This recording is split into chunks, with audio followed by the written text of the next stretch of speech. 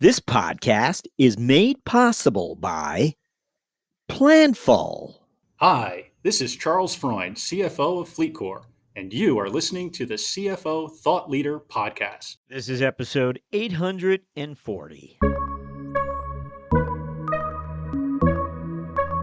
Because, oftentimes if you do that right, you can inform the marketers or the sales execs in the room around, hey, we're doing really well in this segment of customers, and they're growing at a meaningfully different rate than these other verticals. Why is that? What does that mean? How do we replicate that? Is that a execution thing at the point of attack, or is it more something kind of fundamental to that vertical or that segment? And so I think that's one of the things that we're always trying to get better at, and I think has evolved a little bit with the help of tools. I think that's something very interesting for sure. Hi, it's Jack. On today's show, we speak with Bryan Morris, CFO of Demandbase.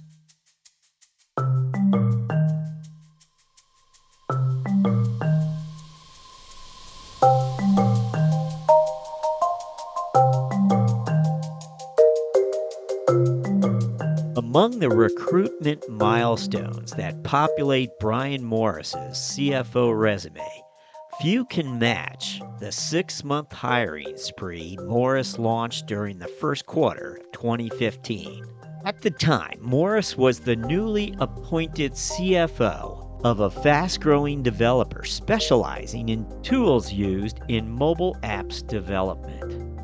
This episode, Morris reflects on the circumstances that allowed him to speedily attract and hire talent, helping the company achieve a spin wheel effect when it came to hiring strategic talent. Achieving a hiring spin wheel and much more on today's episode. We begin after this.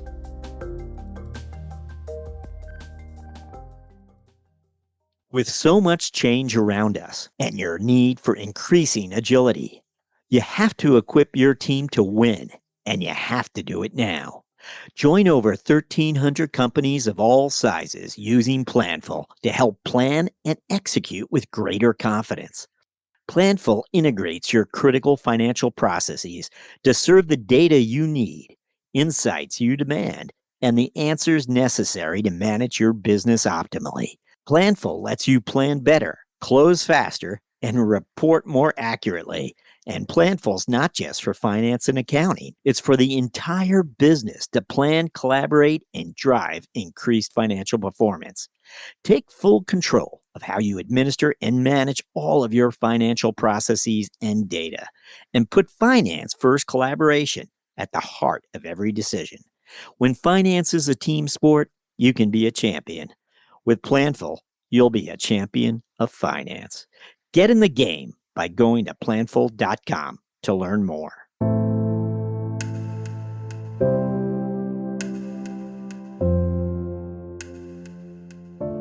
Hello, we're speaking with Bryan Morris, CFO of Demandbase. Bryan, welcome. Thanks, Jack. It's so great to be here. So, Bryan, as always, we ask you to look back and try to identify some of those experiences for us that you feel really prepared you for this role, the CFO role. What would come to mind for you? Yeah, I mean, there's a few moments along the way for sure. I think one of the things that was pretty instrumental for me is, I started my career in public accounting, like maybe a lot of CFOs. And I think knowing when to kind of tap out and move on is a really important thing. And so for me, I consider myself a little bit of a reformed CPA. First job out of school was with PricewaterhouseCoopers. I was an auditor, and it was an awesome first couple of years. Great training, some wonderful colleagues, and just an amazing diversity of companies and industries I was working across. So it couldn't have been a more kind of fertile starting ground. Southern California or Bay Area? Yeah, Southern California. I was based out of the LA office. That's right. And so, at the time, this was the mid 90s, I was seeing, a variety of oil and gas and entertainment, nonprofit. I saw a lot. I wasn't seeing high tech, which is one of the things that would kind of trigger me to move on. But I think after a few years in, I realized the breadth of what I was doing was kind of limited. Sure, the projects were getting bigger and I was managing more, but I really wanted to kind of, increase the aperture of what I could do from an operational perspective. Certainly from a corporate finance perspective, I was intrigued by learning more, and so I stepped into another role within PwC, more M&A diligence focused, for about a year before I really got bit by the startup bug in 1999. So for me, I would say the key learning here early on was knowing myself and knowing that I was kind of tapping out from a intellectual curiosity perspective within auditing, and seeking something else at the right time, not waiting too long. Interestingly enough, the timing you gave us there, because the next company you go to, you are there for a spell, 3 years, and I guess you got through the disruption there with the economy at the dot-com bomb and all of that. It looks like you did okay. I did okay. Certainly from a learning experience, it was phenomenal. I mean, Jack, I had, it's one of those classic Silicon Valley experiences when the markets are dynamic and you're going through a bubble. I reported to 3 different CFOs in just over 3 years. We had 3 different CEOs. It was very dynamic. We went from 50 employees on up to 350, and then back down to about 75 or 80 during my tenure. And so I rode that up and down and raised a bunch of money along the way. It was a lot of fun. It was really, for coming out of public accounting, I couldn't have asked for more of a dynamic experience out of the gate. What was that type of role that you do step into when you leave Pricewaterhouse? Is it still accounting, or were you said you had that little bit of M&A experience shortly before you leave Pricewaterhouse, I think? Yeah, I was lucky enough to land a pure FP&A role right out of PwC. And I think it was because I had that M&A experience, and also, my boss at the time had a bias, I think, for Big Four background. So he knew I had kind of the building blocks to really try out the FP&A world, and luckily, it sort of really resonated with me. I was taking the CFA test at the time, and I was just very interested in kind of furthering my corporate finance experience, and so was really blessed to have a CFO who would kind of mentor me and take me in from that perspective. I think you mentioned you were going to get focused on tech. From that point on, is it tech? That's right. From 1999 on, really, my career has been largely at venture-backed growth stage software companies, typically in the B2B space. I have been on the public side a few times, primarily through M&A, but really, I do enjoy the growth stage of venture-backed companies and that scaling of businesses. So that's been the case since that first startup I left for. Now, a lot of the companies you were associated with, or you were employed by, they're acquired, or are there transactions? Do they go public first, or what are the types of experiences you're getting along the way there? Yeah, so I've definitely had a lot of M&A experience over the last 10 years or so. I went through a wild period in 2014 to 2016 where, I had 2 exits of companies that I was the CFO at, and then another one where I was previously the VP of finance happened in that same period. So, when you get into the startup world, it's sort of hard to know where the business is going, especially as the first CFO. Oftentimes you're coming in because there's been maybe underinvestment in the business and they need to get quote unquote ready for whatever's next, whether that's the public markets or a potential strategic moment. And so, early on, I've definitely kind of sought out those experiences where there was a big need in terms of the investment around ability to scale. And maybe there was a strategic opportunity along the way too. You can never predict that, of course, around, sell side M&A. But yeah, I've been fortunate enough to be in the midst of a couple really interesting experiences there. So many of the companies that you've been part of were, clearly there was a transaction at the end. Do you feel comfortable if I describe this as an M&A driven career? Is that fair, or would you look at it differently?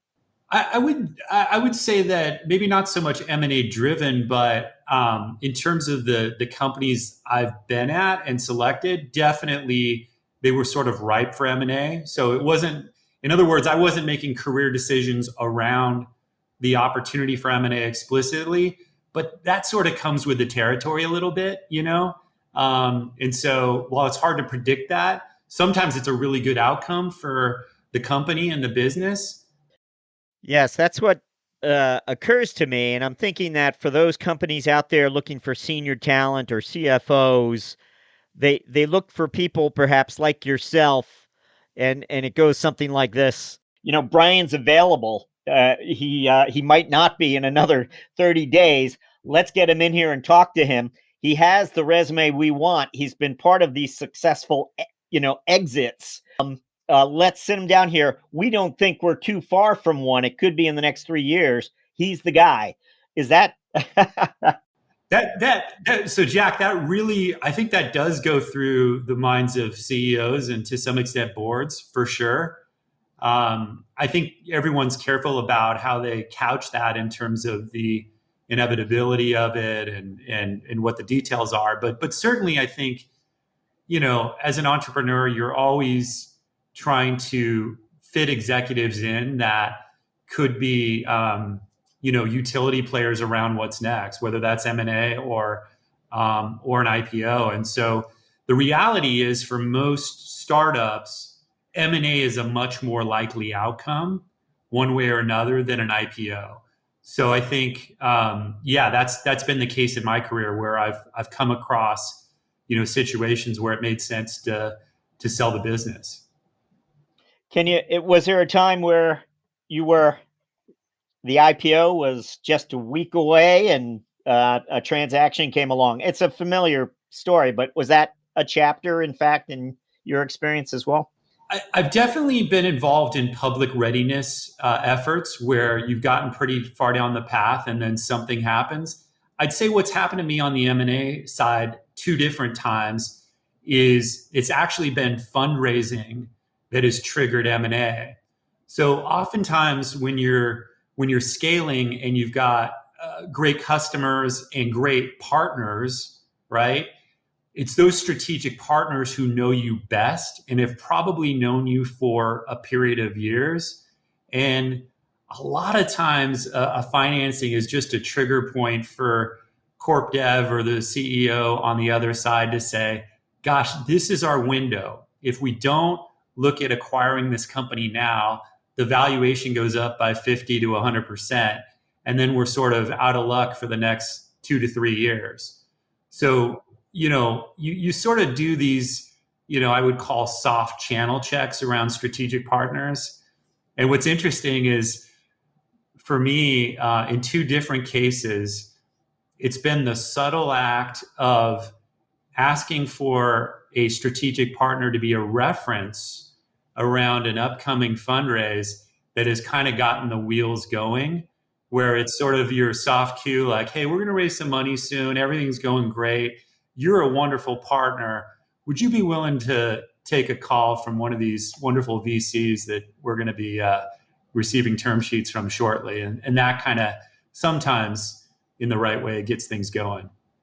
Interesting. Wow, that's great detail for us. Just one other, when you first step into a CFO role for the first time, was it something you were hoping to get there sooner? I don't want to ask a sort of a naive question here, but you're acquiring all this experience. Obviously, you're going to be a CFO someday. I think you're headed down that path from maybe 5 years earlier. You know where you want to be. But when it happens, was it just the right time when you finally land there? Yeah, it's a great question, Jack. And I think when it happens in title, it often happens because you've already done the job, with the title before. So you've kind of acted as if you were CFO in the prior role, and you either got promoted there or you went on to the next company, which was my case, where I look back on the body of work I did at a company, Uyala. I was there 5 years, and I was VP of finance, and continued to scale the business from really early stages, 25 on up to 400 employees. And so I had really done the job. I was the number one finance exec for a number of years. And so for me, it was just a question of whether I was going to get the role there or in my next role. And for me, it was a really good time to move on career-wise. But I always tell, folks that are kind of on the path to becoming a CFO, raise your hand and do the work in advance of having the title. That's the best way to get the job. I mean, there's nothing better than, taking on experiences you haven't had before and not having the title and showing that you can do it. Well, thank you, Bryan. Some great insights along the way there. We might have a few more career-related questions for you a little later in the podcast. Right now, let's find out about Demandbase. What does this company do, and what are its offerings today? Yeah, for sure. So we're a company that's focused on the intersection of really B2B marketing and customer acquisition and success. So we're a private software company. If you believe the bankers, we're one of the largest, if not the largest B2B private marketing tech companies out there. We're about 800 employees today, over 1,000 customers, based in the Bay Area. And we provide a software solution that allows businesses to attract, retain, and grow the accounts that matter most. We're considered one of the pioneers of a category called account-based marketing, which is really the premise that marketers are best served by focusing on systematically engaging with accounts as opposed to personas or leads, and using technology to drive that engagement. So our software helps go-to-market teams organize and orchestrate their full funnel pipeline activities. We are a subscription business, but we do have a strong consumption-based stream for companies that utilize our native B2B advertising solution. We've got a wonderful team, which is based primarily in the US, but we've got some key operations in India and the UK as well. Now, could you give us maybe an abbreviated history of its capital structure? Sure. Yeah, we are a venture-backed business that over the course of time has raised over $200 million in VC money. So typically, if you looked at our cap table, a lot of early stage and growth stage investors. We've also utilized some debt along the way. So it's a pretty, I would say, classic growth stage cap table from that perspective, with of course, some founder and employee ownership as well. I want to understand better how you look into the business and understand how it's performing. And you arrived in 2019 as CFO. You've been there a while now. Can you tell us something of your lines of sight and the numbers that you look at as you enter the office in the morning? What are those numbers that are telling you how the company's performing? Yeah, for sure. I think for us, because when you look at our revenue model, it is a hybrid of subscription streams and consumption streams. One of the things that's really important for us is net dollar revenue retention, which really kind of combines those two streams and looks at cohorts and how they're trending over time. So net dollar retention is a really important one for us. I think other leading indicators of the business include, NPS and just overall customer engagement. I think for us, customer engagement is really a proxy for customer happiness, which is a proxy for, renewal rates and long-term customer lifetime value. We've been around long enough that we're, blessed to have customers that have been with us 6 and 7 and 8 years, and they've really kind of grown tremendously over time. And so that's something we look at as a key driver to growth. I'd say the other thing more on the efficiency side is, like a lot of businesses, we'll look at our percent of revenue comps and Rule of 40 to just really gauge our efficiency over time. Like many businesses in today's market, we're really focused on sustainable profitability. We've been profitable at times over the last couple of years, and we've kind of gone into growth mode. But we're now at a point where we have really good line of sight on being sustainably profitable, and that's increasingly a focus. So I'd say keeping those benchmarks around sales and marketing, R&D, and G&A within a tight band is definitely important. And then I'd say there's some other unit economics that we definitely look at. For us, our cloud computing footprint is very important. Factors into gross margin and what kind of operating leverage we have over time.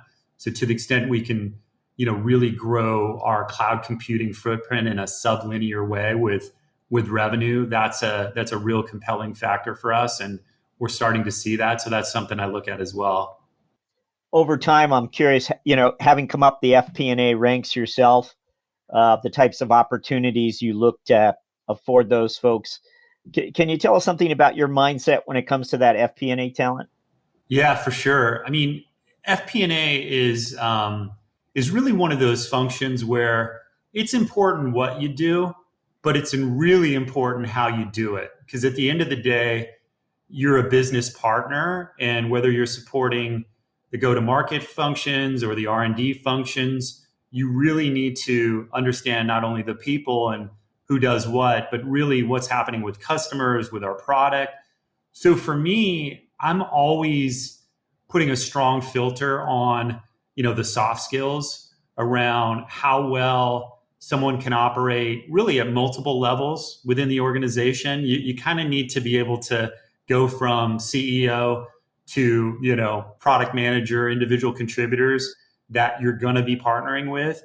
And I think, I would say the interface around how you do that's really important. Oftentimes, especially technical types can sort of, approach finance with a little bit of skepticism around why are you asking these questions? And when you can establish a great rapport with your partners, it's just so valuable in terms of the insights you get around what's most important investment wise. And then you can have that true partnership going forward.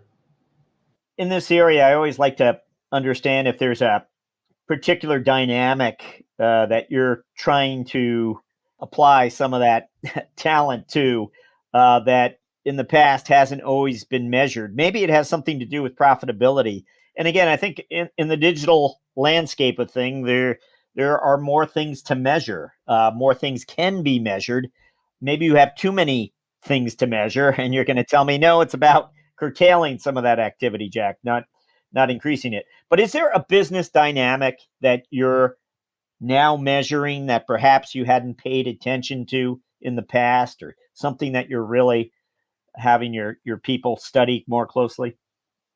Yeah, it's a good question. I mean, I think on the financial metrics side, one of the things that I think has evolved over time is a better understanding of cohorts. So it's one thing to analyze the business at an aggregate level, but when you have a business like ours where you have segments across enterprise and mid-market, and then you're selling into different verticals, I think it's really important to do the proper cohort analysis. So specifically as it relates to customers, I think that that's something that most systems don't give you out of the box.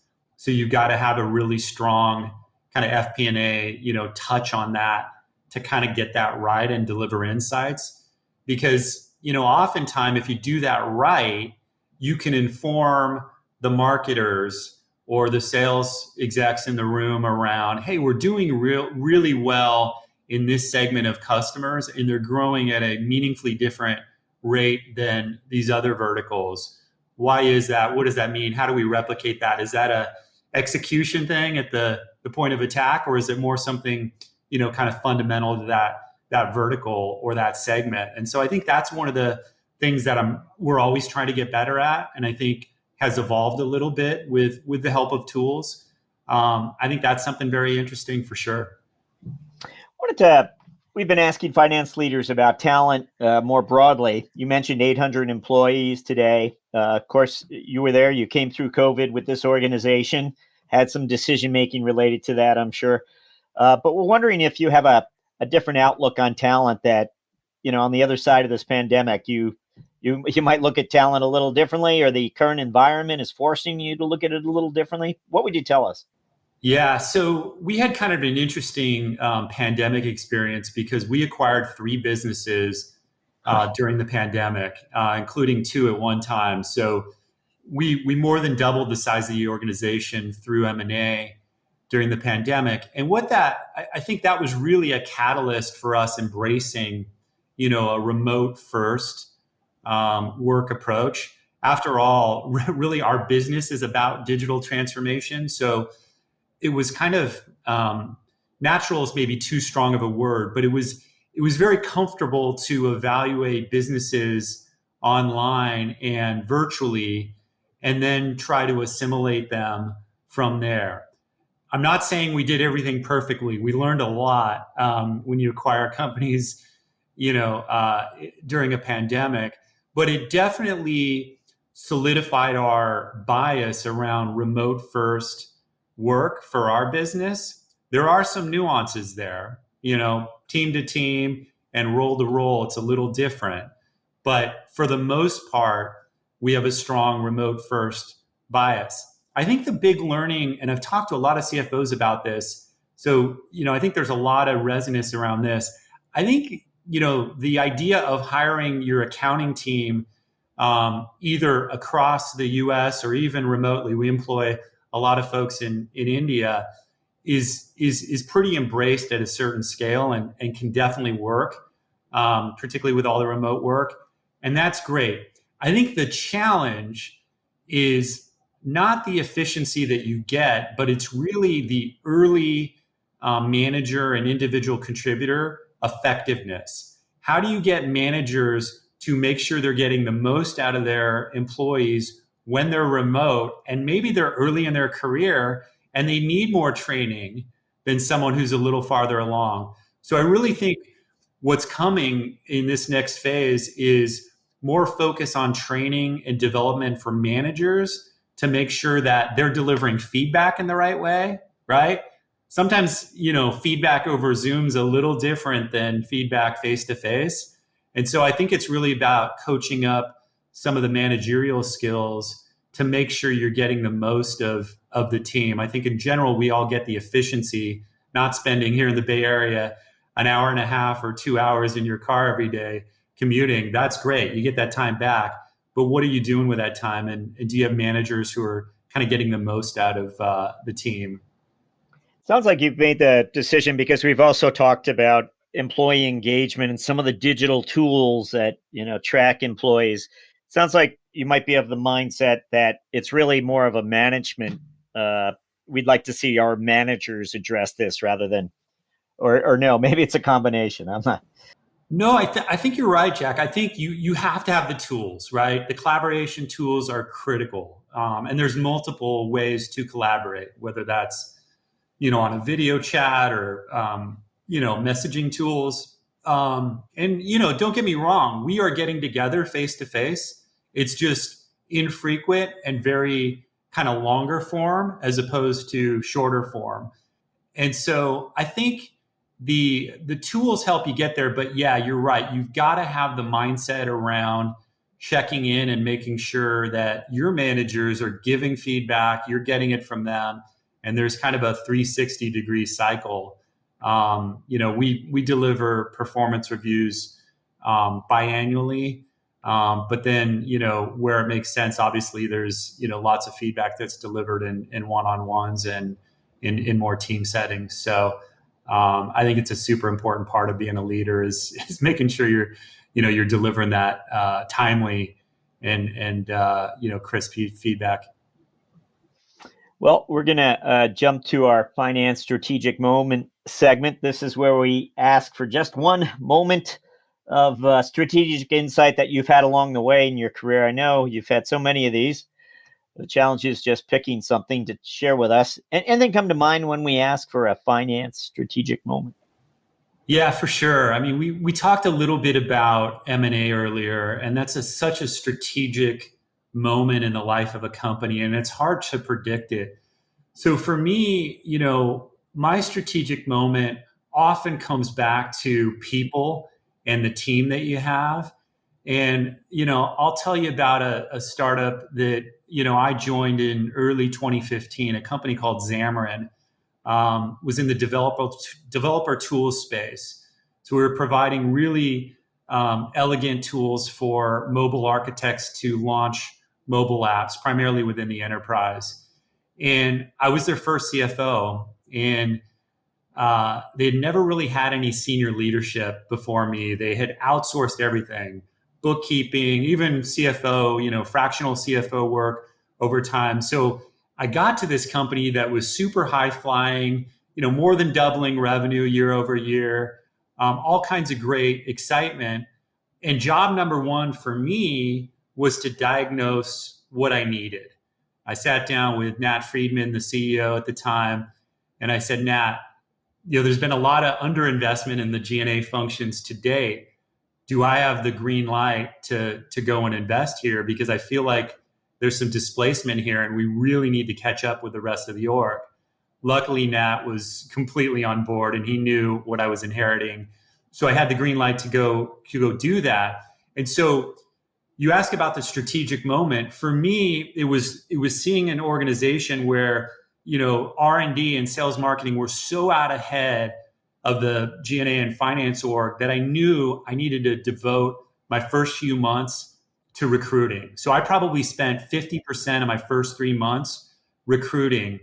And I've never hired faster in terms of key hires than I did then. So my first 6 months, I made 5 key hires, head of HR, head of technical recruiting, controller, head of FP&A, and our first corporate counsel, all within the first 6 months. And Jack, if you would have asked me, how many key hires can you make in the first 6 months? I probably would have been happy with 2, because it's really hard to find great talent. But sometimes what happens is when you're in a really great situation, like I was, company's growing really well, the press was great, the buzz was good, one great hire begets another. And so I kind of had this spin wheel going where, I was able to hire quickly. And the reason that was so important was because 6 months later, so I'm 12 months in as CFO, 6 months later, after I just hired a core part of the team, we got a knock on the door from one of our strategic partners. And we were in the process of fundraising. So we were going to go raise a growth round. And as sometimes is the case, one of our strategic partners, in this case, Microsoft, acknowledged that they'd be happy to be a reference for us in the venture capital process, but they thought we might be able to do something more strategic with them. And so really, that M&A process kicked off as a function of the fundraising process. And 12 months into being CFO, we had a signed LOI to sell the business with Microsoft. And me and my team, which again was all new, right? They're kind of 3 to 6 months in, was suddenly up against, one of the most capable technology, buyers in the world. And we actually had a tight fuse on the process because we wanted to announce the deal at a conference. So, you talk about just in time hiring, me and my team were kind of, working tremendous hours, in hotel rooms, like kind of outside the office, sometimes 20-hour days, just to get this deal across the finish line. And so I couldn't have done that by myself. So the strategic moment for me was, really recognizing the timing and criticality of some key hires, and then having that play into a readiness process that I really didn't have line of sight on at the time. So, I was real happy with how that played out. And more importantly, for, employees on the other side, investors, it was a super great outcome. And, to this day, whether they're at Microsoft or GitHub today, there's just some great careers that have flourished as a result of that transaction. Hi, it's Jack. I hope you're enjoying our talk with CFO Bryan Morris of Demandbase. Permit me to include some liner notes to the story Bryan just shared. You may have heard Bryan mention how Microsoft and GitHub have benefited from some of the talent that arrived at Microsoft with the acquisition of Xamarin.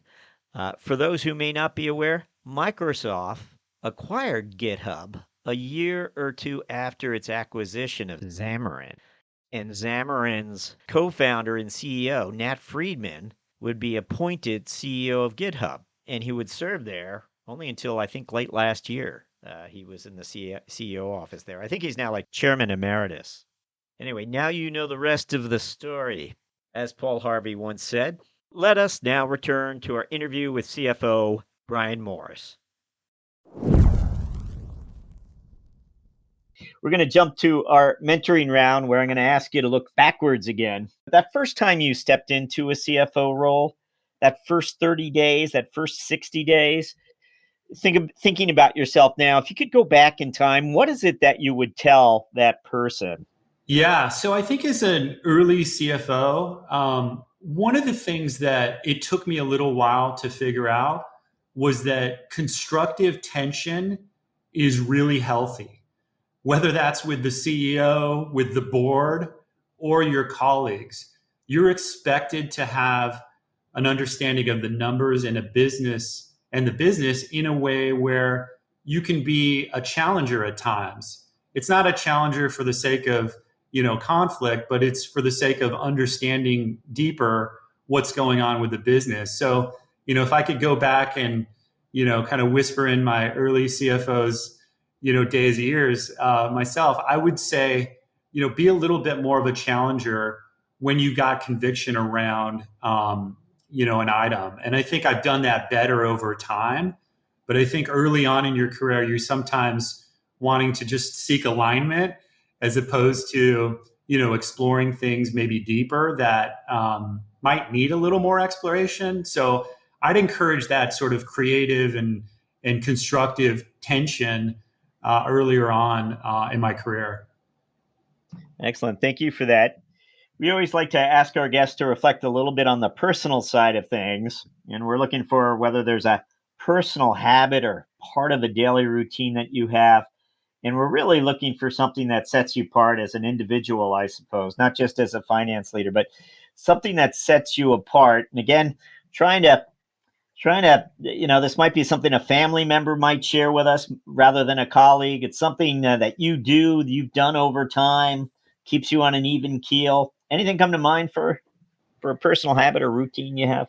Yeah, I'd say, look, I'm a pretty curious individual, and so the idea of continuous learning is just very natural to me. So I'm always humbled by what I don't know and how I can leverage others and certain resources to better myself. So I think in my professional life, that's really helped me because I never turned down an introduction. I love the network based effect of recruiting or meeting new folks. And so I think that resourcefulness has been really powerful for me because I've had some great, relationships that have evolved through kind of unexpected opportunities.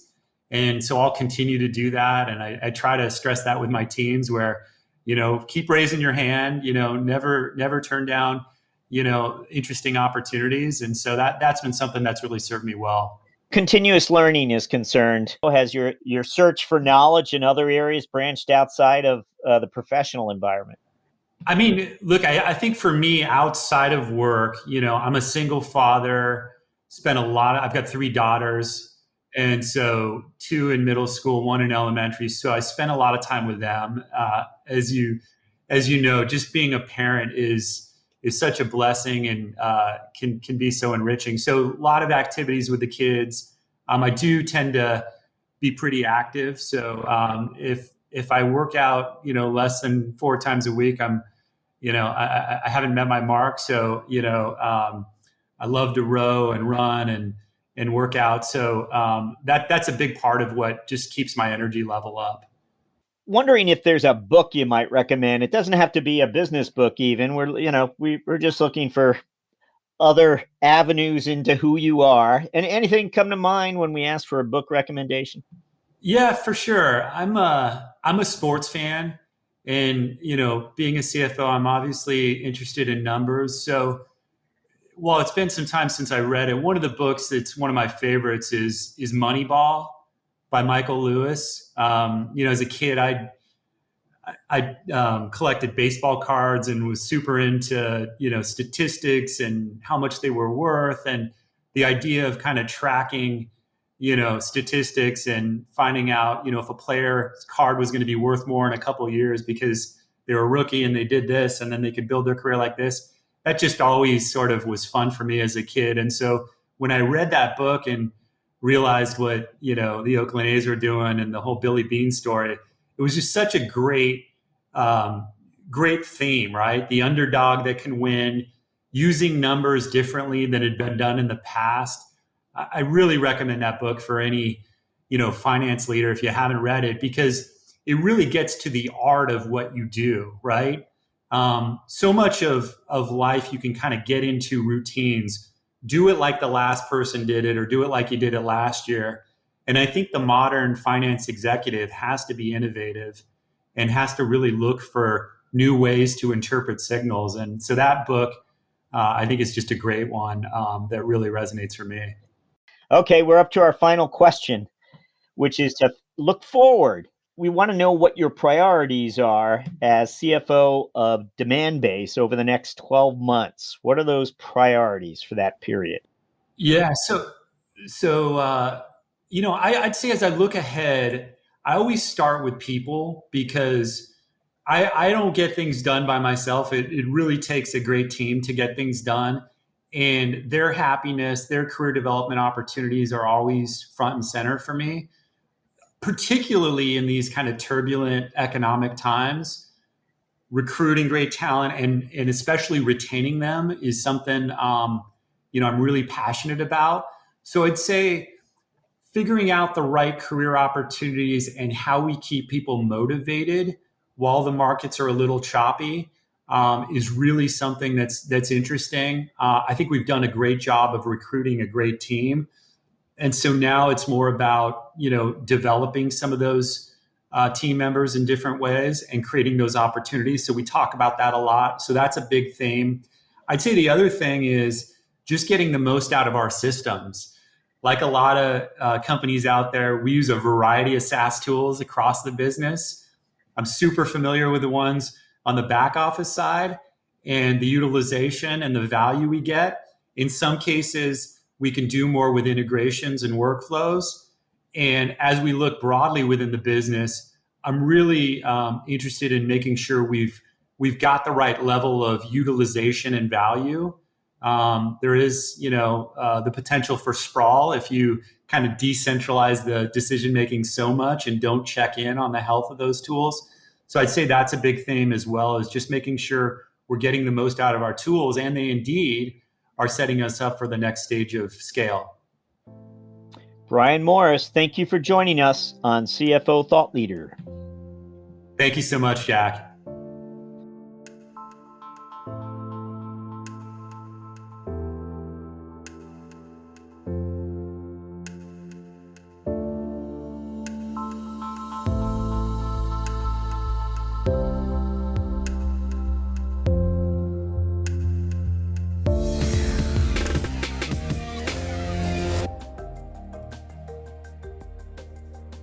Hello, listeners.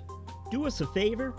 Be certain to subscribe to CFO Thought Leader on Apple Podcasts, or if you're an Android user, check us out on Spotify or Google Play. If you like the show, please recommend it to a friend.